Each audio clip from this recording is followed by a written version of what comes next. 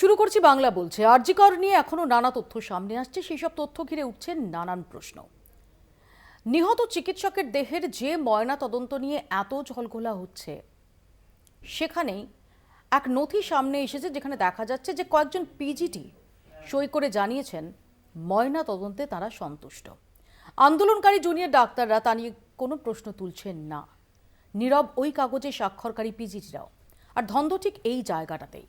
পাশাপাশি ঘটনার পরদিনে সেমিনার রুমের পাশের ঘর ভাঙা নিয়ে বিতর্কের শেষ নেই। তাতেও হাসপাতাল কর্তৃপক্ষ কাঠগড়ায় সম্প্রতি প্রকাশ্যে এসেছে আরও একটি নথি, যেখানে মিলেছে কয়েকজন জুনিয়র ডাক্তারের সই। বোঝা যাচ্ছে সেমিনারের পাশের ঘর ভেঙে যেসব সংস্কার হবে তাতে ওই জুনিয়র ডাক্তারদের সম্মতি ছিল। আর এখানেও চুপ আন্দোলনকারী জুনিয়র ডাক্তাররা। ধোঁয়াশা দেখা যাচ্ছে এই নথি নিয়েও। আর এরই মধ্যে শুক্রবার রাতে সাগর দত্ত হাসপাতালে এক রোগীর মৃত্যু ঘিরে ফের জুনিয়র ডাক্তারদের উপর হামলার অভিযোগ উঠেছে পরিবারের লোকজনের বিরুদ্ধে। চারতলায় মহিলা ওয়ার্ডে ঢুকে বহিরাগতরা জুনিয়র ডাক্তারদের মারধর করে বলে অভিযোগ। জখম হন স্বাস্থ্যকর্মীরাও। প্রতিবাদের রাত থেকেই কর্মবিরতিতে নামেন জুনিয়র ডাক্তাররা। শনিবারও চলে সেই কর্মবিরতি। তারা প্রশ্ন তুলেছেন নিরাপত্তা নিয়ে সরকারের দেওয়া প্রতিশ্রুতি যে অসার। সাগর দত্তের ঘটনা তা চোখে আঙুল দিয়ে দেখিয়ে দিল। এদিকে এক পদস্থ সরকারি অফিসারের স্ত্রীর ধর্ষণের মামলায় পুলিশ কাঠগড়ায়। কলকাতা হাইকোর্ট 3 মহিলা পুলিশ অফিসারের বিরুদ্ধে পদক্ষেপ করার নির্দেশ দিয়েছেন কলকাতার পুলিশ কমিশনারকে। এই সব নিয়ে আজকের বাংলা বলছে। আমাদের সঙ্গে যারা রয়েছেন তাদের সঙ্গে পরিচয় করিয়ে দেবো, তবে সবার আগে চলে যাব আমাদের প্রতিনিধি রিয়া মাঝি আমাদের সঙ্গে রয়েছেন নিউজ রুম থেকে। রিয়া, দুটো নথি এই গোটা ঘটনা পরম্পরায় অত্যন্ত চাঞ্চল্যকর বেশ কিছু প্রশ্ন তুলে দিয়েছে। যদি সেই সম্পর্কে কোথায় কোথায় প্রশ্নের অবকাশ থাকছে যদি একটু আমাদের সামনে তুলে ধরো প্লিজ।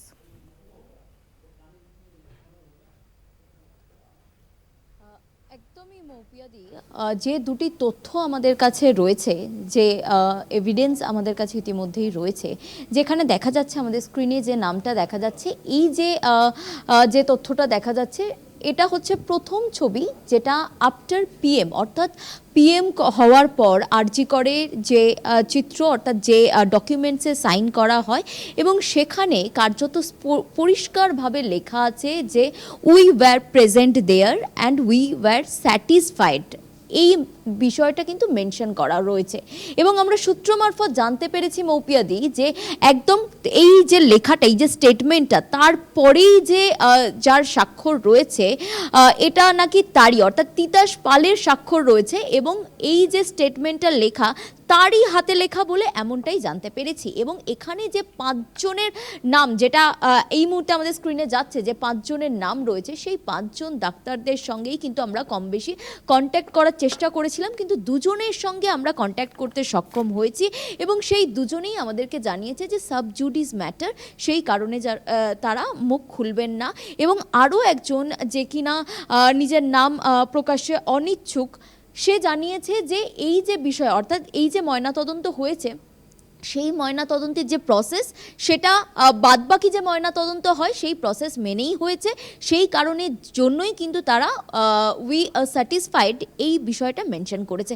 এবং এখানেই প্রশ্ন মৌপিয়াদি, যে এতদিন ধরে যে আন্দোলন চলছে এবং এখনও চলছে বলা চলে, সেই আন্দোলনে একটাও ডাক্তার একবারও সামনে এগিয়ে এসে বললই না যে তারা এই যে পিএমের সময় উপস্থিত ছিলেন যে 5 জন, তারা এই বিষয়টা যে স্যাটিসফাইড, সেটা তারা মেনশন করেছেন একটি পেপারে, যেটা কিনা কোর্টের কাছেও অ্যানেক্স পেপার হিসেবে গিয়েছে। সেখানে মেনশন রয়েছে এই বিষয়টা, বা তারা যে স্যাটিসফাইড হয়েছে সেই সময় পিএমএ থাকার সময়, সেই বিষয়টা কিন্তু কখনো তারা সামনে আনেননি। উল্টে তারা বারংবার বলে গিয়েছে যে এই যে ময়নাতদন্ত হয়েছে, ময়নাতদন্তের মাধ্যমে প্রাথমিক তথ্য লোপাটের একটা চেষ্টা হয়েছে বলে তারা বরাবর অভিযোগ করে এসেছেন এবং সেখানে অনেক কিছুই নিয়ম মতো হয়নি, এমন অভিযোগও জুনিয়র ডাক্তাররা যারা আন্দোলন করছিলেন, যারা এতদিন কর্মবিরতি করছিলেন, তাদের তরফ থেকে বারংবার এই অভিযোগ তোলা হচ্ছিল। এবার আসি দ্বিতীয় নথি প্রসঙ্গে। রিয়া, যে সেমিনার হলের পাশের ঘর ভাঙা নিয়ে আমরা দেখেছিলাম যে তোলপাড় পড়ে গিয়েছিল। একদমই মৌপিয়াদি, 10 তারিখের একটা ডকুমেন্টস আমরা দেখিয়েছিলাম, এর আগেও আমরা সেই নথি ব্রেক করেছিলাম। সেখানে দেখা গিয়েছিল যে 10 তারিখের সেই নথি, সেখানে দেখা গিয়েছিল যে প্রিন্সিপালের তরফ থেকে সেই নথি দেওয়া হয়েছে পিডব্লিউডিকে, এবং সেখানে লেখা রয়েছে যে সংস্করণের কাজ হবে, রেনোভেশনের কাজ হবে, এবং একাধিক বিষয় কোথায় কোথায় রেনোভেশন হবে সেই বিষয়টা মেনশন রয়েছে। কিন্তু এই মুহূর্তে আমাদের কাছে যে নথি এসেছে, আরও একটি নথি, সেখানে দেখা যাচ্ছে যে 12 তারিখে একটি মিটিং হয়েছিল। সেই মিটিংয়ে যেখানে সিভিল ইঞ্জিনিয়ার সহ, ডাক্তাররা সহ, হসপিটাল কর্তৃপক্ষ তারা সেখানে উপস্থিত ছিলেন, এবং সেখানে উপস্থিত থাকা সময় 4 জন ডাক্তার তাদের যে চুক্তি হয়েছিল, অর্থাৎ কি কি জায়গা রেনোভেশন হবে, কোথায় কোথায় ভাঙা হবে, কোথায় কিভাবে রেনোভেট করা হবে, এই যে বিষয়ে যখন তাদের মধ্যে আলোচনা চলছিল, সেখানে একটা চুক্তিও হয়েছিল, এবং সেই চুক্তি পেপারে 4 জন ডাক্তারের সিগনেচার, এবং যেখানে এই জুনিয়র ডাক্তাররাই আগে এগিয়ে এসেছিল, যারা বলেছিল যে তথ্য প্রমাণ লোপাট করার জন্যই ভাঙা হয়েছে।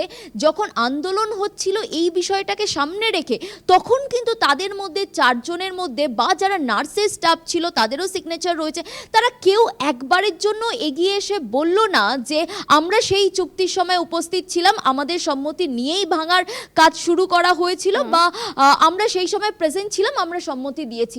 এই একটা ডাক্তারের মুখেও কিন্তু আমরা এই বিষয়টা শুনি। একেবারে রিয়া, এবং এখানেই প্রশ্ন দানা বাঁধছে, যেটা রিয়াও বললেন, যে কেন, যদি সত্যি তারা সেখানে উপস্থিত থেকে থাকেন এবং ময়না তদন্তে তারা সন্তুষ্ট হয়ে থাকেন, তাহলে যখন ময়না তদন্তের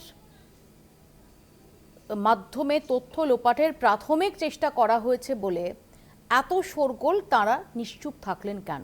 যদি তাদের দিয়ে জোর করে সই করানো হয়, সেটাই বা তারা সিবিআই এর কাছে অভিযোগ জানাচ্ছেন না কেন? এই সমস্ত প্রশ্নগুলো উঠছে। রিয়া, তোমাকে আপাতত ধন্যবাদ। আমি আরেকটু বিশদে দেখাবো যেটি কোথায় কোথায় প্রশ্ন তুলে দিচ্ছে এই দুই নথি।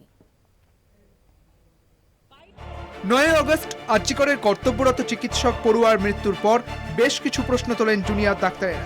তড়িঘড়ি ময়নাতদন্তের অভিযোগ উঠে আসে আন্দোলনকারীদের তরফে, কিন্তু সম্প্রতি আর্জিকরের রেসিডেন্ট ডাক্তারদের অধ্যক্ষকে লেখা একটি চিঠি সামনে আসে।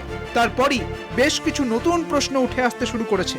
চিঠিতে রেসিডেন্ট ডাক্তারেরা অধ্যক্ষের কাছে 5 দফা দাবি জানান।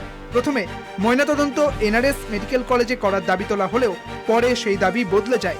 রেসিডেন্ট চিকিৎসকেরা দাবি জানান জুডিশিয়াল ম্যাজিস্ট্রেটের উপস্থিতিতে ময়নাতদন্ত প্রক্রিয়া, ময়নাতদন্ত প্রক্রিয়ায় ভিডিওগ্রাফি, ময়নাতদন্তের সময় অটোপসি সার্জনের উপস্থিতি, থাকতে হবে 2 মহিলা অটোপসি সার্জনকে, থাকবে জুডিশিয়াল ম্যাজিস্ট্রেটের নেতৃত্বে এক তদন্তকারী দল যারা ভিতরের বিষয়টি চিকিৎসকদের জানাবেন, থাকবেন 4 পিজিটি চিকিৎসক। 5 দফা দাবি নিয়ে এই চিঠি পাঠানো হয় আর্জিকরের তৎকালীন অধ্যক্ষ সন্দীপ ঘোষ ও কলকাতা পুলিশের ডিসি নর্থকে। এরপরই নির্যাতিতার ময়নাতদন্ত হয়। ময়নাতদন্তের পরই একটি কাগজে সই করেন 5 জন চিকিৎসক, যারা জানান ময়নাতদন্তের প্রক্রিয়ায় তাঁরা সন্তুষ্ট। যে 5 জন চিকিৎসকের নাম ওই কাগজে উঠে আসে তাঁরা হলেন তিতাস পাল, নমিতা সাহা, রিয়া বেরা, রমা বেরা, মোনালিসা ঘড়াই। এই কাগজটি সামনে আসার পরই প্রশ্ন উঠছে, এই 5 চিকিৎসক নীরব কেন? কাগজে সন্তুষ্টি প্রকাশের কথা লিখলেও স্বীকার করলেন না কেন?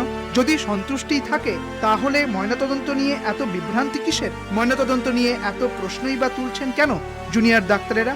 2 চিকিৎসক তিতাস পাল ও রিয়া বেরার সঙ্গে কথা বলেন আমাদের প্রতিনিধি। বিচারাধীন বিষয় বলে তাঁরা মুখ খুলতে চাননি, তবে তাঁরা জানিয়েছেন সন্তুষ্টির কথা তাঁরাই লেখেন। নাম প্রকাশে অনিচ্ছুক এক চিকিৎসক জানান তাদের সামনে থেকে নমুনা নিয়ে যাওয়া হয়, কিন্তু তারপর সেগুলো কি করা হয় তাঁরা জানেন না। ল্যাবরেটরিতে কি হয় তা জানেন না। কিভাবে কোথায় ময়নাতদন্ত হবে তা পরিচালনা করেন সন্দীপ ঘোষ ও তাঁর বাহিনী। 5 জনকে সাক্ষী হিসেবে থাকতে হবে বলা হয়।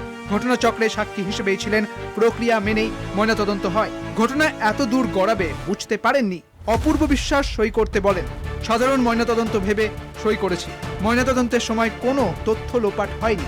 নমুনা গবেষণাগারে নিয়ে গিয়ে তথ্য লোপাট হয়েছে কিনা জানা নেই।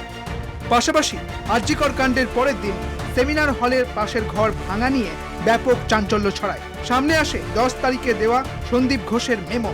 তথ্য প্রমাণ লোপাটের অভিযোগ ওঠে, কিন্তু এবার উঠে এলো আরেক চাঞ্চল্যকর তথ্য। প্রকাশ্যে এলো 12ই আগস্ট আরজিকর কর্তৃপক্ষ, চিকিৎসক পড়ুয়া ও পূর্ত দপ্তরের মধ্যে সই করা এক চুক্তিপত্র, যেখানে 3 পিজিটি চিকিৎসকের নাম জল করছে। এখানেও প্রশ্ন উঠছে, সই করা চিকিৎসকেরা সামনে নেই কেন? আন্দোলনকারীরা কি এদের কথা জানতেন না? তথ্য প্রমাণ লোপাটের অভিযোগ উঠছে কেন? অন্যায়ের বিচার চাওয়া চিকিৎসকেরা এগুলি সামনে আসার পর চুপ কেন?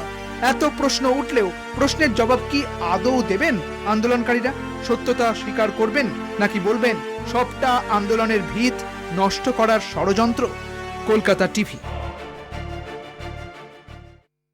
আমাদের সঙ্গে রয়েছেন তৃণমূল কংগ্রেসের পক্ষ থেকে কৃষাণু মিত্র, সিপিআইএম এর পক্ষ থেকে চয়ন ভট্টাচার্য, কংগ্রেসের পক্ষ থেকে অভিষেক ব্যানার্জি এবং কিছুক্ষণের মধ্যে বিজেপির পক্ষ থেকে সজল ঘোষ আমাদের সঙ্গে এসে যোগ দেবেন। আমি প্রথমে চয়নদার কাছেই আসি।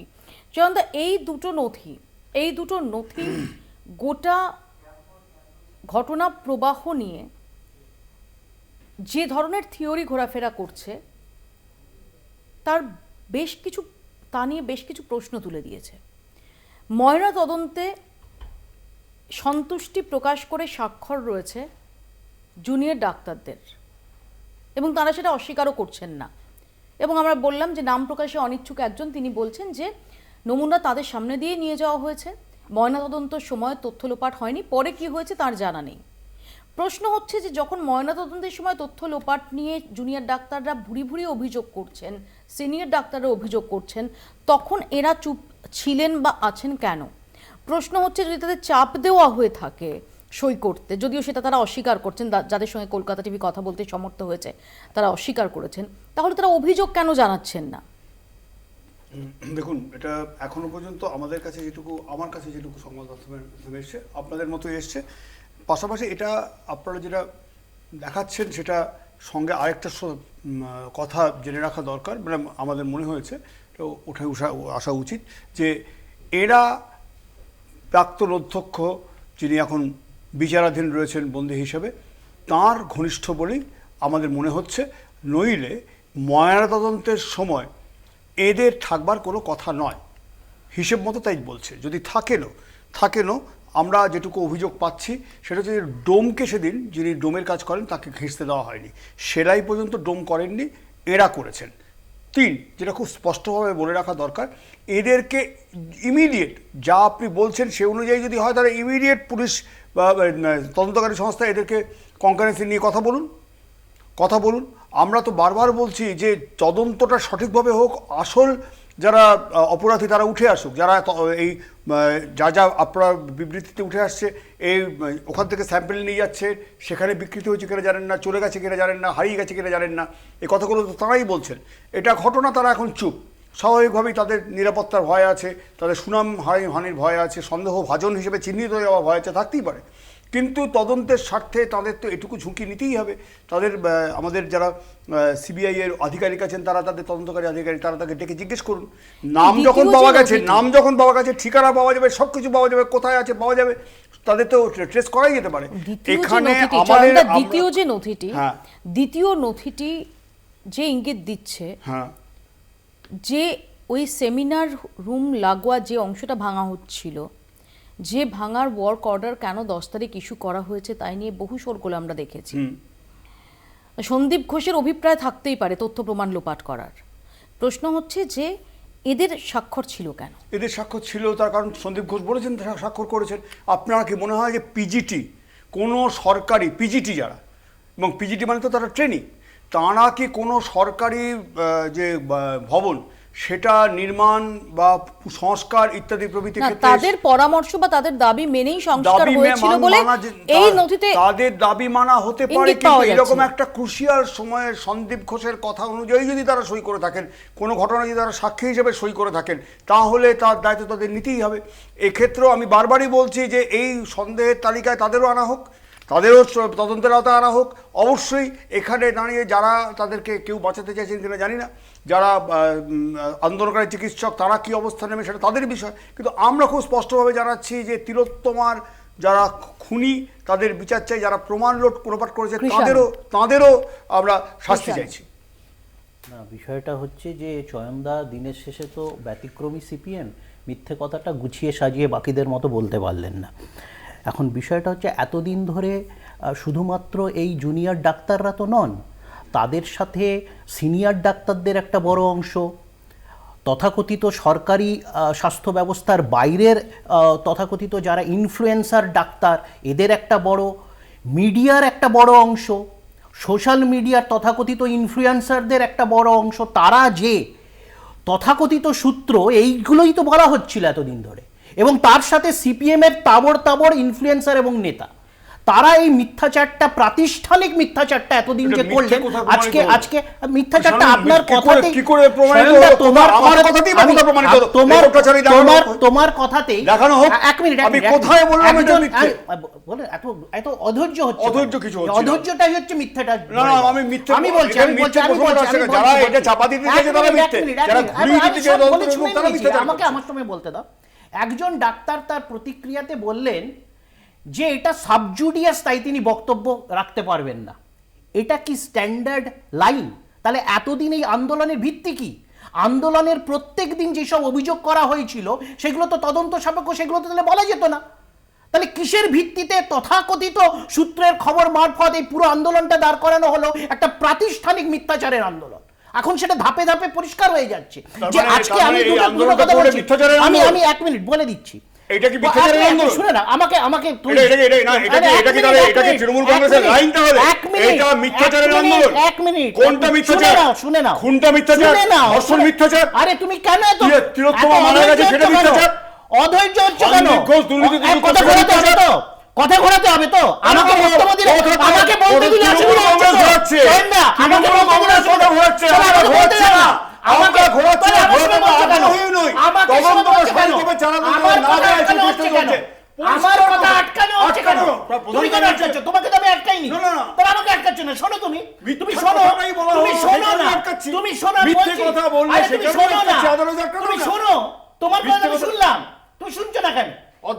বিষয়টা হলো সাবজুডিয়াস বলে অর্ধেক কথা বলবো, অর্ধেক কথা বলবো না, সেটা তো ওরা বলেছে। দুই হচ্ছে, ওদেরকে ধরতে বলছি। আবার 1 মিনিট, নতুন করে যতটা স্যাম্পেল আমরা দিয়েছি সেটা ঠিক ছিল, তারপরে কিছু হয়ে গিয়ে থাকুক, বা এখন যেটা চয়নদা বললেন শুনছি নাকি ডোম, এই তো পুরোটাই তো শুনছি নাকি আমি সোমা বলছি, এই পুরোটাই তো একটা থিয়েট্রিক্স তৈরি হয়েছিল।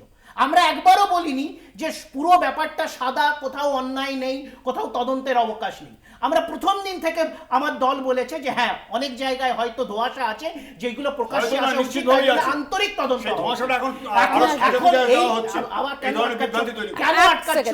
এই যে বারবার সিপিএম কে আটকাতে হচ্ছে, চয়নদার মতো লোককে, আমাকে তার থেকে প্রকাশিত যে সিপিএম অনেক কিছু লোকাতে। আমি একটু অভিষেকের কাছে মপি একটু সময় নিয়ে নি। এইখানে যে ময়না তদন্ত ওই দিনই করতে হবে এবং জুডিশিয়াল ম্যাজিস্ট্রেটের অনুমতি ক্রমে তার উপস্থিতিতে করতে হবে, এই দাবিটা তো জুনিয়র ডাক্তারদের প্রতিনিধি যারা সেই দিন কথাবার্তা চালাচ্ছিলেন কর্তৃপক্ষের সাথে, তারা দাবি করেছে। এখন চয়নদা বলল যারা সই করেছে, সই এমনি কেউ ব্যক্তিগতভাবে কাউকে ডেকে নিয়ে সই করায়নি। ডাক্তারদের দাবি অনুসারে, ডাক্তারদের দাবি ছিল তাদের আলাদা একটা রেস্টরুম, 1 মিনিট, রেস্টরুম, সেই রেস্টরুমের ভিত্তিতে। এবং একটা জিনিস দেখো মৌপিয়া, প্রত্যেকটা ইয়ারের একজন করে প্রতিনিধি, এই যে ডেড বডি বাবা মা দেখেছিলেন, হাকি না শোনো, কেন আবার অন্য জায়গায় ঘোরাচ্ছ কেন? কেন ঘোরাবো? জানানো তো দরকার, একই জিনিস করছো তুমি, দরকার একদম। শোনো না, জানানো তো হয়নি। প্রথম হচ্ছে যে তুমি দেখলে যে 3জন ডাক্তার, একজন নার্স, এরা কারা? তুমি মানে সিরিয়ালটা দেখো, একজন ফার্স্ট ইয়ারের, একজন সেকেন্ড ইয়ারের, একজন থার্ড ইয়ারের, একজন নার্সদের প্রতিনিধি। মানে তারা জুনিয়র ডাক্তাররা ঠিক করে প্রত্যেক ইয়ারের এক একজনকে পাঠিয়েছেন। এটা এরকম নয় সন্দীপ ঘোষ কাউকে ঠিক করেছে অমুককে, না, এটা তারাই ঠিক করেছিলেন যারা পরবর্তীকালে এই অভিষেকের কাছে আসি। অভিষেক, ধন্যবাদ কৃষ্ণ, অভিষেক, এতটা এই বিবৃতি যে দেওয়ার জন্য ধন্যবাদ। আমাকে ধন্যবাদ দিলাম। আজকে এই ফুটেজ অনেক কাজে লাগবে, আজকে এই ফুটেজ অনেক কাজে লাগবে। Thank you. ধন্যবাদ, কিষাণকে ধন্যবাদ, আজকে ফুটেজ অনেক কাজে লাগবে স্ট্যান্ডটা বোঝার জন্য, শাসকদলের স্ট্যান্ড বোঝার জন্য। Thank you so much. Krishanu আসবো, আমি অভিষেকের কাছে আসবো। অভিষেক, কোথাও দাঁড়িয়ে এই যারা স্বাক্ষর করেছেন তাদের ভূমিকা বা এই গত 1.5 মাসের যে সময়টা, সেখানে তাদের নীরবতা, এটা কি খুব তাৎপর্যপূর্ণ নয়? শেক্সপিয়ার লিখেছিল something is rotten in the state of Denmark. আর এখন দেখা যাচ্ছে everything is rotten in the state of West Bengal. কেন বলছি? দেখো, আজকে তিলোত্তমার এই দুর্ঘটনাটা যে এরকম রাজ্যব্যাপী, দেশব্যাপী বা বিশ্বব্যাপী একটা আউটরেজ তৈরি করবে, এটা তো কেউ আমরা প্রথম দিন বুঝতে পারিনি। কিন্তু এটাকে যদি আমি ধরে দিই যে এইভাবেই স্ট্যান্ডার্ড প্র্যাকটিসে হয়ে থাকে, মানে আমার কাছে যদি কোনো বেওয়ারিশ লাশ এসে থাকে, আমার কাছে যদি কোনো দুর্ঘটনায় লাশ হয়ে থাকে, তাহলে আমি পিজিডিটিদের দিয়ে সই করাই। এটা এক্সেপশন হলে ষড়যন্ত্র, আর এটা প্র্যাকটিস হলে বলতে হবে কতটা ম্যাল প্র্যাকটিস হচ্ছে। আমি এই বেসিক জায়গাটাতে প্রশ্ন করলাম। কেন প্রশ্নটা করছি বোঝার চেষ্টা করো। এখানে দাঁড়িয়ে আমার একটা অস্বাভাবিক মৃত্যু হয়েছে, ভারতবর্ষের আইনটা খুব সিম্পল। অস্বাভাবিক মৃত্যু হলে তার ময়না তদন্ত করতে হবে, সেই ময়না তদন্ত করবার একটা নির্দিষ্ট সময় আছে। সবকটা যে বিচ্যুতি হয়েছে, সেই বিচ্যুতিটাকে কাটাবার জন্য সন্দীপ ঘোষের নেতৃত্বে এখান থেকে অটোপসি হবে। আচ্ছা, আমার একটা কথা বলো তো, 9 তারিখে দুর্ঘটনাটা ঘটার পর থেকে এটা একটা গ্রে এরিয়া ছিল। 10 তারিখ, 11 তারিখ, 12 তারিখ, 13 তারিখ ধরে এই যে দীর্ঘমেয়াদী ঘটনাটা হচ্ছে, সেখানে সন্দীপ ঘোষের নেতৃত্বে কনফ্লিক্ট অফ ইন্টারেস্ট। এটা তো হতে পারে না যে আমি তোমার এগেনস্টে অভিযোগ করছি, মানে তোমার শাসনের এগেনস্টে অভিযোগ করছি, আর তুমি তদন্ত করছো। এবার যে পিজিডিটিরা আছে, let me be very candid here, ডাক্তাররা দেবদূত বা দানব কোনোটাই নয়, ডাক্তাররাও মানুষ। এখানে যারা যারা আন্দোলন করেছে, তাদের আন্দোলনের ভেতর এমন অনেকে আছে যারা সমাজ বদলের স্বপ্ন দেখেছে, অনেকে নিজেদের বাঁচাবার পিয়ার প্রেসারেও আন্দোলন করেছে। আমি নাম করে বলে দিতে পারি। আমরা তো রাস্তায় নেমে রাজনীতি করি, আমরা জানি যে আমরা আন্দোলন না করলে রাস্তায় বেরোতে পারবো না, এরকম ডাক্তাররাও আছে। আবার এরকম ডাক্তাররাও আছে যাদেরকে একটু আগে কৃষ্ণানন্দা বললো যে ইনফ্লুয়েন্সার তথাকথিত, এটা হ্যাঁ বেশ রাজনৈতিক উদ্দেশ্য প্রণীত হয়ে ডাক্তাররা তাদের ব্যক্তিগত চাওয়া পাওয়ার সমীকরণ মেলাতে চেয়েছে। অ্যাবাভ এভরিথিং, ডাক্তাররা ধোয়া তুলসী পাতা নয়, ডাক্তাররা সমস্যা, ডাক্তাররা খারাপ ব্যবহার করে, সব মেনে নিলাম। সেটা এটা আন্ডারমাইন করবে না যে 8 তারিখের দুর্ঘটনা হওয়া থেকে 14 তারিখ পর্যন্ত একটা প্রশাসনিক ল্যাকলাস্টার মনোভাব ছিল। এমন এমন ঘটনা ঘটেছে যাতে এই প্রশ্রয়টা দেওয়া হয়েছে। সবকিছু ভুলে গেলাম। হাসপাতাল, যেটা একটা হাই টেনশন এরিয়া, আরজিকর হাসপাতাল, 14 তারিখ আমি মব র্যানস্যাক করতে দিলাম। এখন দেখো আরজিকরের সামনে মনে হবে ইসরায়েল, বাংকার পুলিশ দাঁড়িয়ে আছে। 14 তারিখ মানে রাত দখলের দাগ দেওয়া হয়েছে, আমি একটা পুলিশ দিতে বলিনি। Let me be very candid, হাসপাতাল বা আরজিকর কিন্তু হিঙ্গলগঞ্জে নয়, আরজিকর খাস কলকাতার প্রাণ কেন্দ্রে রয়েছে। সিদ্ধান্তটা কার নেওয়ার কথা? সবার উদ্দেশ্য খারাপ, সিপিএম খারাপ, কংগ্রেস খারাপ, এখানে ডাক্তাররা উদ্দেশ্য প্রণোদিত। আরে প্রশাসন কি করবে? মানে দুর্ঘটনাটা হওয়ার জন্য অপেক্ষা করবে? আমি আসবো এ প্রসঙ্গে। এটা একটা বিরতি আমাকে নিতে হবে, ছোট্ট একটা বিরতি। বাংলা বলছে নিয়ে ফিরছি, এবং এই রকম একটা বিতর্কের আবহেই সাগর দত্তে আবারও চিকিৎসক নিগ্রহ এবং যার জেরে কর্মবিরতির ডাক। আমরা সেদিকেও নজর রাখবো। ছোট্ট একটা বিরতির পর ফিরছি, দেখতে থাকুন বাংলা বলছে। ফিরে এলাম বিরতির পর। যেটা বলছিলাম, রোগী মৃত্যু ঘিরে এবার ধুন্ধুমার সাগর দত্ত হাসপাতালে।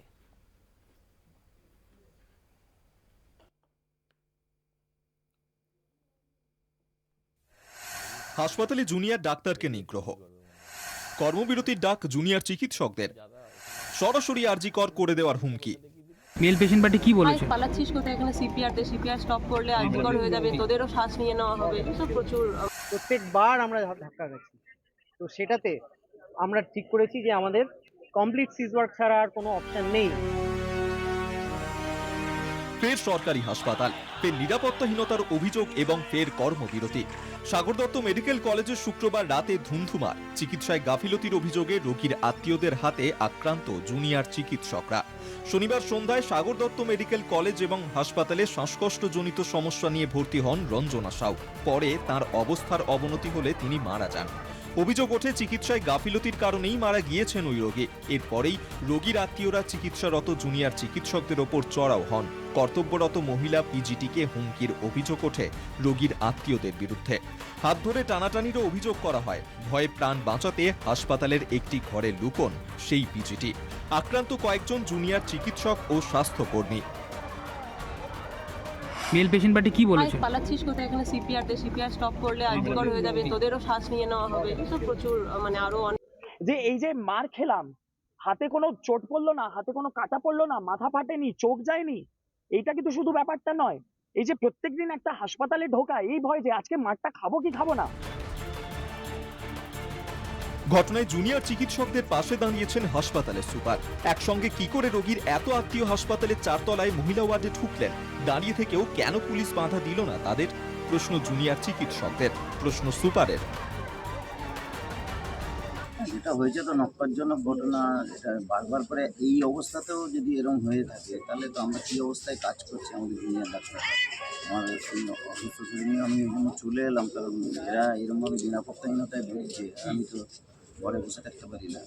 তো যে জায়গাটা ওরা দাবি তুলছে একদম তো নয়। আজকে এই যে 12-13 জন 15 জন এরকমই তো 15-20 জন ভিতরে ঢুকে যাচ্ছে, কি করে ওয়ার্ডে ওরা কাজ করবে? কর্মবিরতি চালু হওয়ার পর জুনিয়র চিকিৎসকদের দাবি, কাজের জায়গায় এই নিরাপত্তাহীনতা তাঁরা মানবেন না। স্বাস্থ্য ব্যবস্থার এই যে ভঙ্গুর যে অবস্থা, সেটা এই কয়েকটা ট্রেনি ডাক্তার, ট্রেনি চিকিৎসক আর কিছু সিস্টারের উপরে ডিপেন্ডেন্ট। বাকি কোনো প্রফেশনাল ডাক্তার, কোনো নিয়োগ বহুদিন ধরে নেই, রিক্রুটমেন্ট টোটালি বন্ধ। এবং যারা প্রফেশনাল, যারা স্পেশালিস্ট, তাদের উপরে এটা ডিপেন্ডেন্ট নয়। তারা যখনই ডিউটি করছেন তখনই স্বাস্থ্য ব্যবস্থা ভেঙে পড়ছে। সাগর দত্তের ঘটনার সমালোচনায় মুখর হয়েছে সব রাজনৈতিক দলই। উপযুক্ত ব্যবস্থা আশ্বাস দিয়েছে তৃণমূল, যদিও ঘটনায় শাসক দল জড়িত থাকার দাবি বিরোধীদের। হাসপাতাল বা চিকিৎসা পরিষেবা সংক্রান্ত জায়গায় এই ধরনের ঘটনা কঠোরতম নিন্দনীয়, কিন্তু তাই নয়, আইনের সেকশনের আন্ডারে ক্রিমিনাল অফেন্স। পশ্চিমবঙ্গে কোথাও আইন শৃঙ্খলা নেই, সাগর দত্ত কোথেকে থাকবে? আপনারা চান সাগর দত্তে থাকবে, আরজি করে থাকবে। আজকে সাগর দত্ত এবার এরপরে হয়তো বলবে কোনো সময় যে সিআইএসএফ দাও, সিআরপিএফ দাও। পুলিশের ক্ষমতা আছে, পুলিশের ইচ্ছে নেই। পুলিশ রং হাতে চলছে, ফলে পুলিশ এই কাজটা করতে পারছে না। পুলিশ চাইলে কাজগুলো 10 মিনিট লাগে ঠান্ডা করে দিতে। এটা তৃণমূল কংগ্রেসের একটা রাজনৈতিক সিদ্ধান্ত যে কোনো সরকারি হাসপাতালে কোনো পেশেন্ট ভর্তি হওয়ার দিনেই যদি মারা যায় বা 24 ঘন্টার মধ্যে যদি মারা যায়, তৃণমূল কংগ্রেস বাহিনী তৈরি করে রেখে দিয়েছে সেইখানে সেই হাসপাতালে গিয়ে হামলা করবার। অপরাধীরা কার্যত দখল নিয়েছে। অপরাধীরা মনে করছে এটা তাদের সরকার। অপরাধীরা প্রশাসনকে তোয়াক্কা করে না, ভ্রুক্ষেপ করে না, বুড়ো আঙুল দেখাচ্ছে। জুনিয়র চিকিৎসকদের দাবি দেওয়া নিয়ে কলেজ কাউন্সিলের সঙ্গে দীর্ঘ বৈঠক করেন জুনিয়র চিকিৎসকরা। ঘটনার পরিপ্রেক্ষিতে এফআইআর দায়ের করা হয় কামারহাটি থানায়। অলরেডি আমরা এখানে সিকিউরিটি অডিট করা হয়েছে, অনেক ইস্যুস উপরে অলরেডি কাজ হয়েছে। গতকালে একটা ঘটনা হয়েছে, তার উপরে পুলিশ যথেষ্ট অ্যাকশন নিয়েছে, ইমিডিয়েটলি ইন্টারভিন করা হয়েছিল। 4 জনকে অলরেডি আমরা অ্যারেস্ট করেছি। তাছাড়া সিসিটিভি ফুটেজ কালেক্ট করা হয়েছে। সিসিটিভি ফুটেজে দেখে যারা দোষী আছে, যাদেরকে কোনো ভায়োলেন্ট অ্যাক্টিভিটি দেখা হবে, তাদেরকে অ্যারেস্ট করা হবে। কলকাতা টিভি।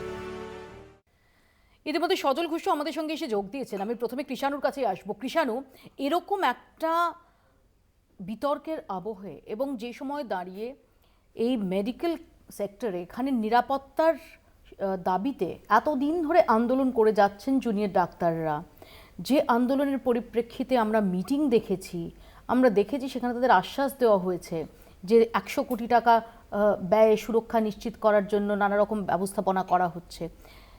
সাগর দত্ত, যেটা এই কলকাতা শহরের একদম লাগোয়া, সেখানে তো এরই মধ্যে এরকম ঘটনা ঘটে গেল, আটকাতে পারলো না প্রশাসন। বিষয়টা হচ্ছে যে তোমার যদি মনে থাকবে 2017-18-তে এরকম প্রচুর ঘটনা সারা বাংলা জুড়ে হচ্ছিল, ডাক্তারদের আন্দোলনও হয়েছিল। তার পরিপ্রেক্ষিতে রাজ্য সরকার স্বতঃপ্রণোদিতভাবে এটাকে সিরিয়াসলি নিয়ে বিধানসভায় একটা বিল পাশ করে এই জুনিয়র ডাক্তারদের এবং সার্বিক সব ডাক্তারদের যারা সরকারি হাসপাতাল বিশেষ করে মেডিকেল কলেজগুলো দেখেন তাদের সিকিউরিটি সুনিশ্চিত করার বিভিন্ন পদক্ষেপ নেওয়া হয়েছে। লোকাল একটা থানার ওখানে ফাঁড়ি করার এইসব বিভিন্ন হয়েছে। এখন বিষয়টা হচ্ছে নিশ্চয়ই এটা যেই ঘটনা ঘটেছে বা দুদিন আগে এই সাগর দত্ততেও আরেকটা ঘটনা ঘটেছিল, এটা কোনোটাই কাঙ্ক্ষিত নয়। পুলিশ প্রশাসন কেস রেজিস্টার করেছে, তদন্ত হবে, দোষীরা শাস্তি পাবে। কিন্তু বিষয়টা হচ্ছে যে ডাক্তার সমাজেও যারা আন্দোলনের মারফত নিশ্চয়ই দাবি দাবার আন্দোলন তো হবেই, কিন্তু দাবি দাবার আন্দোলনের অছিলায় যদি পুলিশ ফোর্সের বিরুদ্ধে একটা অবিশ্বাসের বাতাবরণ তৈরি করা হয় তখন কিন্তু এটা পুরো সার্বিক সমাজের জন্যই ভালো না।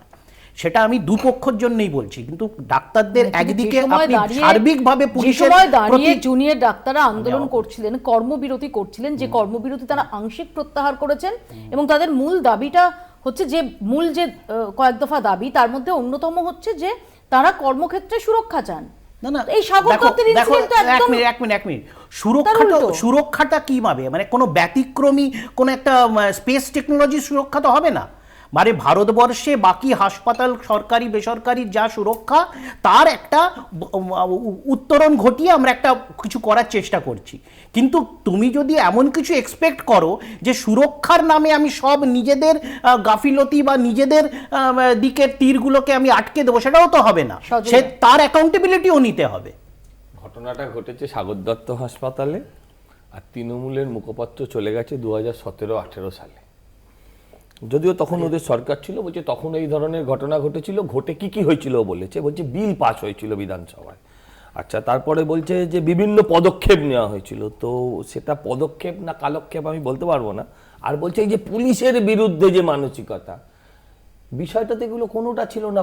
ঘটনাটা ছিল 2017 সালে আরেকজন ডাক্তারের, 19 সালে সম্ভবত, পরিবহন একজন ডাক্তারের প্রায় চোখ বার করে দেওয়া হয়েছিল মেরে, হ্যাঁ, তো মাথা ফাটিয়ে চোখেও সিরিয়াস ছিল। তো আমার বিষয় ছিল যে সেই অবস্থাটা তো আজও এই অবস্থাতেই আছে। এই যে মুখ্যমন্ত্রী এবারে অপরাজিতা বিল এনেছেন, ব্যাপারটা হচ্ছে মুখ্যমন্ত্রী একদিকে অপরাজিতা বিল, আবার একদিকে সুপ্রিম কোর্টে 21টা উকিল, 34টা, আচ্ছা বেড়ে গেছে, আচ্ছা এখন 34টা উকিল। এই যে ক্যারেক্টারিস্টিক, এতে করে আমার আমি বললেনি, আমি তো আমার বেলা কেন বলছে মানে বলবো না, চুপ করে যাবো। আমি তো এটা বলার বক্তব্য, সত্যি কি অসহায় গলা, কবে রাজন্য হয়ে যাবে ও নিজেও জানে না। তো আমার যেটা আমি কেন আর হবো, আমার যেটা বলার বক্তব্য হচ্ছে যে পুলিশের বিরুদ্ধে এই যে মানুষের উৎসাহ ডাক্তারদের, এটা ভালো না। তো সবই বুঝলাম ভালো না, কিন্তু আমার প্রশ্ন হচ্ছে এইভাবে প্রতিনিয়ত হামলা হচ্ছে, এটা কি ভালো? এরপর হয়তো দেখতে পাবো আমরা যে 1 তারিখে সম্ভবত আবার সুপ্রিম কোর্ট আছে, সুপ্রিম কোর্টে গিয়ে এই ডাক্তাররাই, তাদের এখন নতুন সব ভালো ভালো লয়ার এসছে, তাদের দিয়ে বলে দেবে আবার এখানেও একটা সিআইএসএফ চৌকি বসে যাবে। এরম ভাবে পাড়ায় পাড়ায় সিআইএসএফ, আরপিএফ, সিআরপিএফ, এই চৌকিগুলোও তো ভালো নয়। আমার প্রশ্ন হচ্ছে 17 সালে যা ছিল, 24 সালে এত বড় ঘটনার পর, এত বড় একটা সিগনেচার মুভমেন্টের পর আজও সেই অবস্থা আছে। এটা বারবার চোখে আঙুল দিয়ে দেখিয়ে দেয় পশ্চিমবঙ্গতেই আছে। মমতা বন্দ্যোপাধ্যায় এবং রাজ্যের সরকার তার জায়গাতে আছে, সেখানে কোনো পরিবর্তন হয়নি। অভিষেক কিছু বলতে চাই। অভিষেক, না, আমি একটা কথা বলতে চাই, 2014 সালে কোরপানসার যখন ঘটনা ঘটেছে সেখানে আক্রান্ত ছিল কিন্তু সাধারণ মানুষ, সেখানে আক্রমণকারীরা ছিল ডাক্তার। এবার 2019 সালে যখন ডক্টর পরিবহন মুখার্জির ক্ষেত্রে হচ্ছে, তখন আক্রান্ত হচ্ছে একজন ডাক্তার, আক্রমণকারী সাধারণ মানুষ। কিন্তু যেটা বটম লাইন, আইন শৃঙ্খলার অবস্থাটা সার্বিক অবনতি, অতদূর যেতে হবে না। এবছর লোকসভা নির্বাচনের অব্যবহিত পরে বিভিন্ন জায়গায় অশোকনগর থেকে শিলিগুড়ি গণপিটুনির ঘটনা ঘটছিল। জেসিবি, জয়ন্ত সিং, এই যে প্রোটোটাইপ গুলো তৈরি হয়েছে, আমি শুরুতে বললাম না যে এখানে ডাক্তাররা বারবার বলছেন যে আমাদের আরো অনেক বেশি সংখ্যক সিসিটিভির দরকার। সিসিটিভি দিলে ঘটনা ঘটে গেলে তুমি আইডেন্টিফাই করতে পারবে, আটকাতে পারবে। তার মানে যখন একটা সমাজে অবিশ্বাসের বাতাবরণ তৈরি হয়, একটা ওরা তৈরি হয়, সাধারণ মানুষ ডাক্তারদের কাছে যদি খারাপ ব্যবহার পান, ডাক্তারদেরকে শ্রেণীশত্রু ভাবছেন, তো সেই ডাক্তাররা যখন পুলিশের কাছে গিয়ে বিচার পাচ্ছেন তখন পুলিশকে শ্রেণীশত্রু পাচ্ছেন। আরে আমরা আছি কোথায়? জঙ্গলে আছি নাকি? একটা নির্বাচিত জনপ্রতিনিধিরা আছেন, একটা নির্বাচিত সরকার চলছে, সিস্টেম কি নেই নাকি? মানে এখানে দাঁড়িয়ে ডাক্তারকে রুগী মারবে, রুগীকে ডাক্তাররা মারবে, এ তো মানে যেমন খুশি সাজা হচ্ছে, গো অ্যাজ ইউ লাইক। আসবো অভিষেক। প্রথম কথা হচ্ছে যে এখানে সবই ঠিক ছিল, কিন্তু এই মারপিটটা হলো কেন? এই ধরনের কথাবার্তা বলে তো আপনি এখানে বারবারই বোঝা যাচ্ছে যে পরিবেশটা কত অসুস্থ, নইলে আর্যিকর করে দেবো এই হুমকিটা উঠে আসতো না। এক, দুই হচ্ছে সেটা হচ্ছে যে যেখানে দাঁড়িয়ে ওই জুনিয়র ডাক্তাররা বলছে যে আমাদের নিরাপত্তা কোথায়, যেখানে প্রাথমিক যে সাপোর্টটা রোগীকে যেটা পরিচর্যা করতে হয় সেটা কিন্তু ওদেরই দিতে হয়, এবং পর্যাপ্ত সিসিটিভি, যেটুকু সিসিটিভি আছে সেটুকু দিয়ে আইডেন্টিফাই করা গেছে। কিন্তু এটাও দেখা গেছে যে পুলিশ ততটা সক্রিয় ছিল না। এখানটায় দাঁড়িয়ে আমাদের বক্তব্যটা হচ্ছে, তাহলে প্রশাসনিক যারা দায়িত্বে আছেন তাদের ভূমিকাটা কি হবে? তাদের ভূমিকাটা কি হবে নিরাপত্তার ক্ষেত্রে? এই দাবি দাওয়াই কর্মবিরতি, এটাও যেমন অভিপ্রেত হচ্ছে না, তেমনি প্রশাসনিক ব্যর্থতাটা বারবার এভাবে আমাদের আঙুল দিয়ে দেখিয়ে দিতে একটু আগে যেটা কৃষাণু বলছিল, এবং শেষ কথা যেটা বলবো যে আমাদের আগের যে ডিবেটটা হয়েছিল তাতে আমি ছিলাম, সজল ছিল, আর কৃষাণুর জায়গায় ছিলেন রাজ্যের মন্ত্রী শশী বাজার। সেটা অন্য কথা, বলছেন যে ডিবেট করেছেন, দ্যাটস আ ডিফারেন্ট থিং। আমার প্রশ্ন হচ্ছে প্রমাণ লোপাট করেছে, আমরা আজকে সরকারি অফিসারের স্ত্রীকে ধর্ষণের অভিযোগ, কিছুক্ষণ আগে কৃষাণু যেটা বলছিল, এক সেকেন্ড আমি আসবো সজলদা, যে পুলিশ প্রশাসন সম্পর্কে একটা অবিশ্বাসের বাতাবরণ তৈরি করা হচ্ছে। প্রশ্ন হচ্ছে যে পুলিশও কি পুরোপুরি দায় এড়াতে পারে? কারণ সরকারি উচ্চপদস্থ সরকারি আমলা তার স্ত্রীকে ধর্ষণের অভিযোগ, এবং সেই ধর্ষণের অভিযোগকে কেন্দ্র করে কাঠগড়ায় কলকাতা পুলিশ, যেখানে নির্দিষ্টভাবে পুলিশ আধিকারিকদের বিরুদ্ধে কঠোর ব্যবস্থার নির্দেশ দিয়েছে আদালত। দেখুন।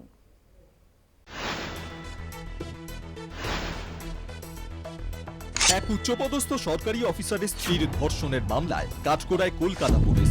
ঘটনায় মহিলা পুলিশের ডিসিকে তদন্ত করতে বলেছে কলকাতা হাইকোর্ট। বিচারপতি রাজর্ষি ভরদ্বাজ কলকাতা পুলিশের 3 মহিলা অফিসারের বিরুদ্ধে খোদ পুলিশ কমিশনারকে যথাযথ ব্যবস্থা নেওয়ার নির্দেশ দিয়েছেন। আদালতের মতে ওই 3 পুলিশ অফিসার কর্তব্যে গাফিলতি করেছেন।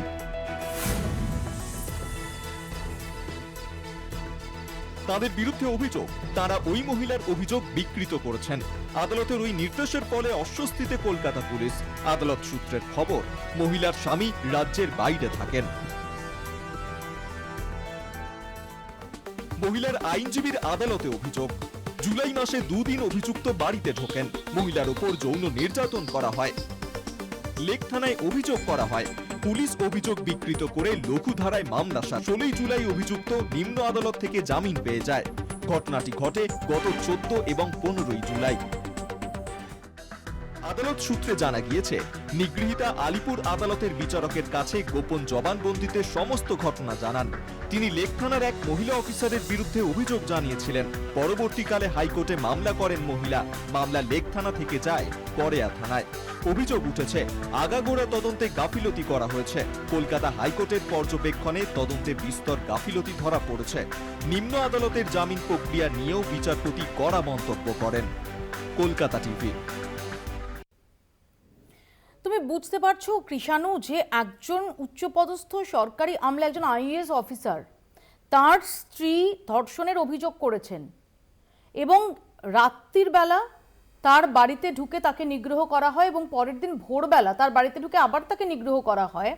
এবং এই রকম একটা সিরিয়াস অভিযোগে কে থানায় যাচ্ছেন?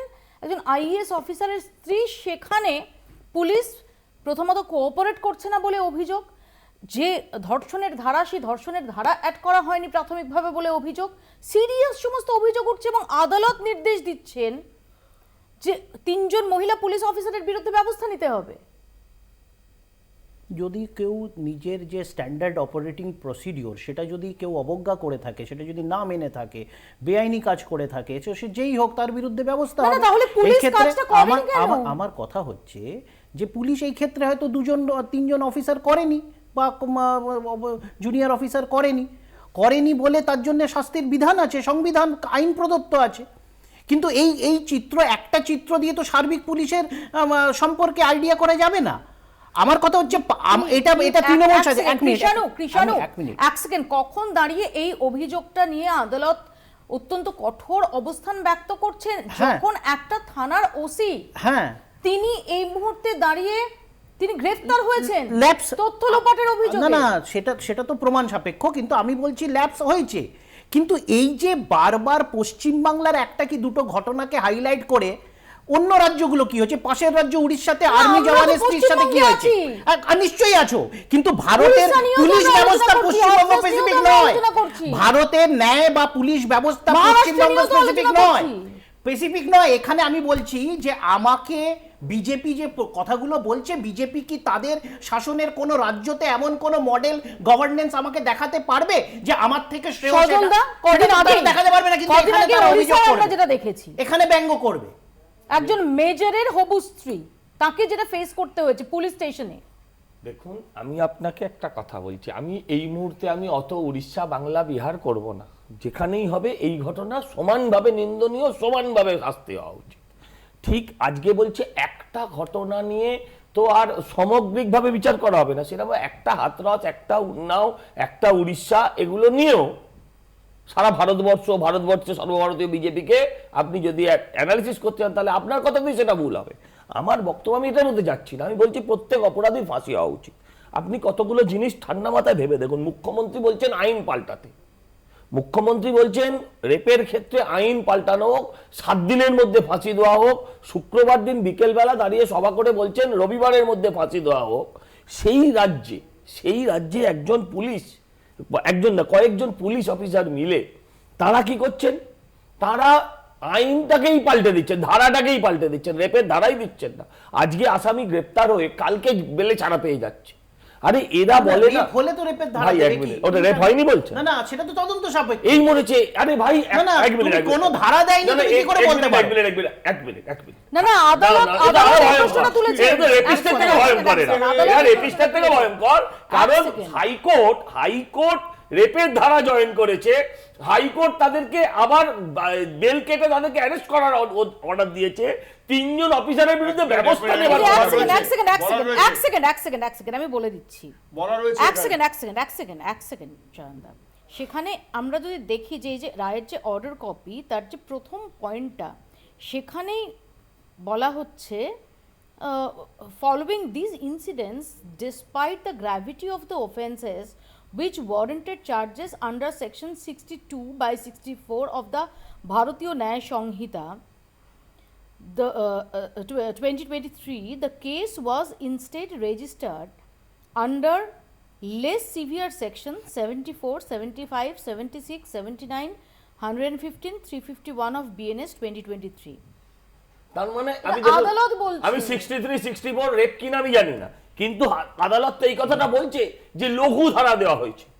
আপনি ভাবুন তো দেখি, আজকে আইনের প্রতি আজকে একটু আগে আপনি দেখাচ্ছিলেন যেটা, যে আইনের প্রতি মানুষের আস্থা না থাকার ফল এটা আজকে হসপিটালগুলো ঘটছে। এবার আইনের প্রতি আস্থা থাকবে কেমন করে? 3 জন লেডি অফিসার, তাদের বিরুদ্ধে ব্যবস্থা নিতে বলছে। আমার বক্তব্য হচ্ছে যে এই পুলিশকে দিয়ে, এই পুরনো আইন দিয়ে, এই ভাঙাচোরা আইন দিয়ে আপনি কামদুনিতে লোয়ার কোর্টে ফাঁসি দেওয়া অর্ডার করিয়েছিলেন, কিন্তু আপনার পুলিশের ক্যালাসনেসের জন্য এই সরকারি আবার হাইকোর্টে গিয়ে সেখান থেকে সেই ফাঁসির আসামির বেকসুর খালাস হয়ে গেছিল। ভারতবর্ষের ইতিহাসে যা নজিরবিহীন, যে ফাঁসির আসামির সাজা কমেছে, যাবজ্জীবন হয়েছে, ফাঁসির আসামি বেকসুর খালাস হয়ে গেছে, এটা ভারতবর্ষে 1টি বা 2টির বেশি নেই। আপনি আমাকে বলুন, যারা রোজ হাদরা উন্নাও বলে, তারা এটা বলছে ওরা রেপ হয়েছে কিনা সন্দেহ? এটা মুখ্যমন্ত্রীর ভাষা, যে মুখ্যমন্ত্রী সবসময় উনি যে বলছেন না নির্যাতিতার ফাঁসি চাই, এটা কিন্তু ওনার মনের ভাষা, উনি তাই বলেন সবসময়। একবার আদালত এটা বলেনি যে ধারাটা ভুল দিয়েছে, বলেছে ধারাটা লঘু ধারা দেওয়া হয়েছে। তার মানে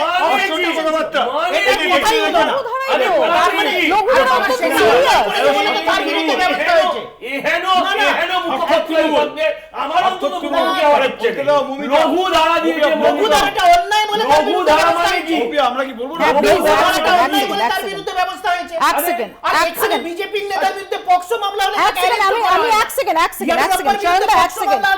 সেকেন্ড আমি বলি, তার প্রতিবাদ এখানে রাজ্যটাকে শেষ করে দিয়ে এখন রাজ্যটা শেষ রাজ্যটাকে শেষ করে দিয়ে কৃষাণু আসবো। চেঁচামেচি দরকার নেই কৃষাণু, এই ভিডিও চালালে আবার বিপদ হবে। এই কারণে বলছি, আবার যেখানে গোপন জবানবন্দির প্রসঙ্গটা এসছে, গোপন জবানবন্দি ম্যাজিস্ট্রেটের কাছে দিয়েছেন, যিনি অভিযোগটা করেছেন, তিনি অভিযোগটা করেছেন বলেই কিন্তু ম্যাজিস্ট্রেট কনভিন্সড হয়েছেন যে ভালো কথা, ধারাটা লঘু হয়েছে, ধারাটা লঘু হয়েছে। আরে সবে নেই বলছো, হবে শাস্তি হবে, প্রতিদিন অন্যায় করবে, বাংলার মানুষ হয়েছে তাই অন্যায়। এই মমতা আছে, এই যে ভগবানের হারাস করে, এই যে ভগবানের হারাস করে কম্পেনসেশন কে নেবে? এই কে নেবে কম্পেনসেশন? এই যে ভগবানের হারাস করে একজন আমরা সরকারি আমরা স্ত্রী হারাস করে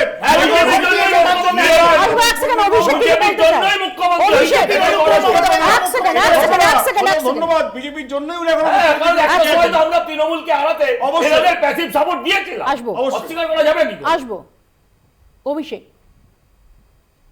আচ্ছা, আইনটা খুব সিম্পল। নির্ভয়া কাণ্ডের পর 0 FIR বলে একটি বস্তু ভারতবর্ষের আইনে যুক্ত হয়েছিল, যেখানে বলা হয়েছিল কোন নারী, কোট আনকোট, কোন নারী যদি তার সম্মানহানির অভিযোগ করে, আগে তার অভিযোগে মান্যতা দিতে হবে, পরে তদন্ত হবে। এটা ভারতবর্ষের আইন হয়ে গেছে। এটা নিয়ে যদি ব্যাখ্যা করতে চাই তাহলে আমরা we are beating around the Bush.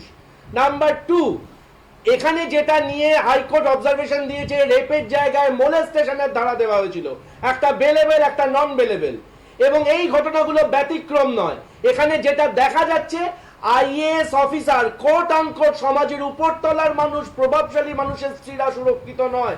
রাস্তার আমার মতো সাধারণ মানুষদের অবস্থাটা কি ভেবে দেখুন।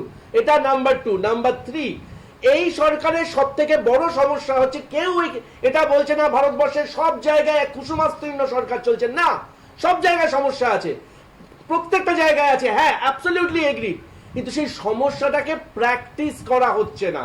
এখানে তুমি বলো ডাক্তারদেরকে রুগীরা বিশ্বাস করছে না, তার কারণ সে নাকি অ্যাডিশনাল ওষুধ দিচ্ছে, সেটা নিয়ে অভিযোগ চলছে। আজকে পরিবাহ মুখার্জির ঘটনাতে আউটরেজের কারণটা কি ছিল আমরা খুঁজলে কিন্তু পেয়ে যাব। বা আজকে সাগর দত্তের ঘটনায় 4 ঘন্টা নাকি রুগী বিনা চিকিৎসায় পড়েছিল। হাসপাতাল মানে বাড়ি নয়, হাসপাতাল মানে ইনফ্রাস্ট্রাকচার। আমার অ্যাডিকুয়েট ডাক্তার নেই, অ্যাডিকুয়েট ওষুধ নেই। আমি সেটা থেকে বাঁচবার জন্য কি করছি? আমি সেখানে পুলিশের ওপর দোষ দিচ্ছি। সমাজে যে স্তম্ভগুলো আছে সেই স্তম্ভ কেউ কাউকে বিশ্বাস করে না। আর ইনসিডেন্টালি বা অ্যাক্সিডেন্টালি স্বাস্থ্যমন্ত্রীর নামও মমতা বন্দ্যোপাধ্যায়, পুলিশ মন্ত্রীর নামও মমতা বন্দ্যোপাধ্যায়, মানে মমতা বন্দ্যোপাধ্যায় দুটো দপ্তর একজন আরেকজনকে বিশ্বাস করছে না। এটা হচ্ছে অবিশ্বাসের সমস্যা। এখন ব্যাপারটা হচ্ছে আমরা তো খারাপ জিনিসেরই আলোচনা করি। এই পুলিশ, এই কলকাতার পুলিশ, এই হরিদেবপুরের ওখানে একটা মামলা গত বছর হয়েছিল, তার প্রসিকিউশন করিয়ে দিয়েছে, ফাঁসির শাস্তি হয়েছে, যে মলেস্টার ছিল, পক্সোর মামলা ছিল গত পরশুদিন। উত্তর তাহলে সমালোচনা করবো, ভালো জিনিসটা বলবো না, সেটা বলবো না।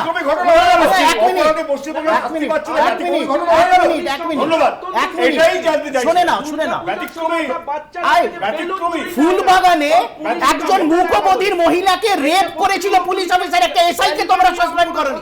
এখানে তুমি জ্ঞান দিচ্ছ, একটা এসআই কে অবধি সাসপেন্ড করোনি। কি বোকা কথা বলছে কমল ঘোষ, সেই অপরাধীর নাম, সে এখনো জেল কাটছে। কি বোকা বোকা কথা? সেটা তো এটাকে জাস্টিফাই করবে না।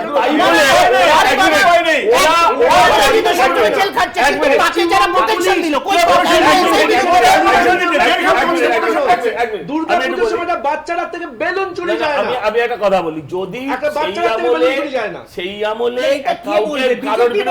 কারোর বিরুদ্ধে যদি ব্যবস্থা হয় না, তাই বলে এই চলে গেছে পাশের রাজ্যে, বাবা হিউম্যান ফিরে এসো রাজ্যে।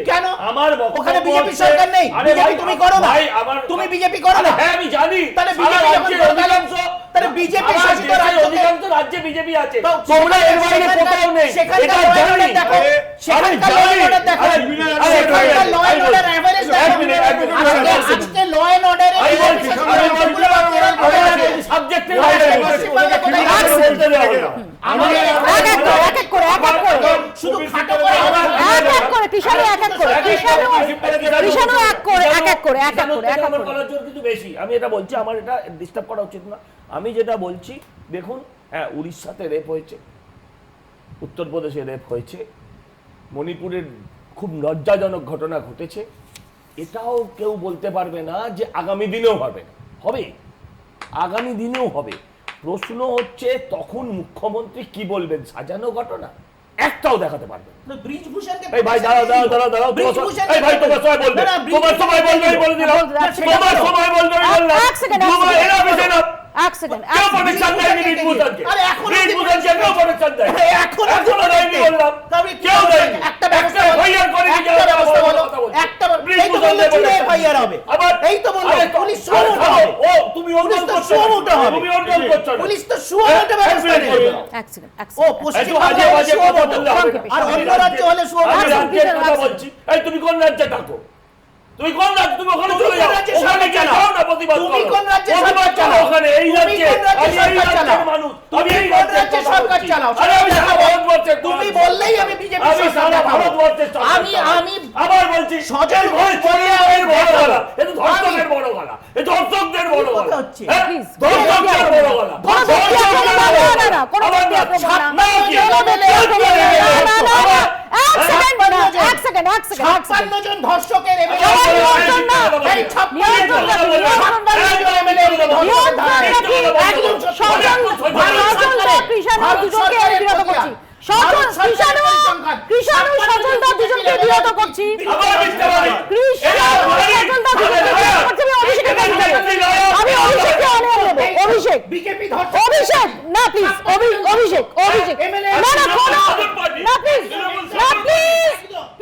আলোচনাটা যেদিকে যাচ্ছে প্লিজ আমরা শব্দের উপর, বাক্যের উপর দুজনকেই বলছি। এটা কি করে? না না না একদম না, সজলটা একদম না, এটা বিজেপি, কৃষাণু একদম বলতে লজ্জা করে না তোমাদের ভাই? কৃষাণু না না, ওই তোকে কে কোথা থেকে কোন না কোন রাজনৈতিক দলকে কোন এই কৃষাণু আমি ভাবতে বলছি কোন রাজনৈতিক দলকে সার্বিকভাবে কোন রকম কুরুচিকর আক্রমণ করা যাবে না। আমি দুজনকেই বলছি। না না, ও শুরু করেছে, একদম না, ও শুরু করেছে, ও কি বলে? ও শুরু করেছে, শুরু করেছে, একদম ও শুরু করেছে। এই লোক এটা রাখতে হবে, আচ্ছা কোন সমাজের পাশে এই তো বলা আমরা কোন সমাজের পাশ করছি? আমি হাতরাস বললে ওরা হাসখালি বলবে, আমরা কাঠুয়া বললে উত্তরপ্রদেশে এখানে নো আমি মুখে বলছি, আমি মুখ বন্ধ করে না না একদম ঠিক হচ্ছে, কৃষাণু থামতে বলেছি, ওই জন্য বডি এটা একদম ঠিক হচ্ছে না। আচ্ছা বডি লোকে ঠিক আছে কর দেখা বলে নো এনা বুঝে না বডি গার্ড লোক থেকে বডি গার্ড লোক থেকে বডি গার্ড নিয়ে সরকার যায়, হ্যাঁ এটা কোন লোক করে আমায় কেন বলবে এটা? কৃষাণু যখন থামতে বলতে হবে একদম থামতে বলেছি। এই এলিমেন্টদের সাথে আলোচনা করতে হবে, থামছো না, এই এলিমেন্টদের সাথে কথা বলতে হবে। এই সমস্ত এলিমেন্ট বলছে আপনারা বলুন, এই প্ল্যাটফর্মে জানা বলবো আমি বলিনি, বলবো বলেছি। এই প্ল্যাটফর্মে কোন রকম ব্যক্তি কুৎসা, কোন রকম কুরুচিকর মন্তব্য, কোন রাজনৈতিক দল সম্পর্কে কোন কুরুচিকর মন্তব্য কিচ্ছু এলাউড নয়। আমাদের সময় একদম শেষ। আমি অভিষেকের কাছে যাচ্ছিলাম, কিন্তু মুশকিল হচ্ছে আমরা এমন একটা জায়গায় এই আলোচনাটাকে যেতে দেখলাম যেটা অনভিপ্রেত। আবারও বলছি এই প্ল্যাটফর্মে এটা হতে পারে না। আপাতত বাংলা বলছি এখানেই শেষ করছি। দেখতে থাকুন কলকাতা টিভি।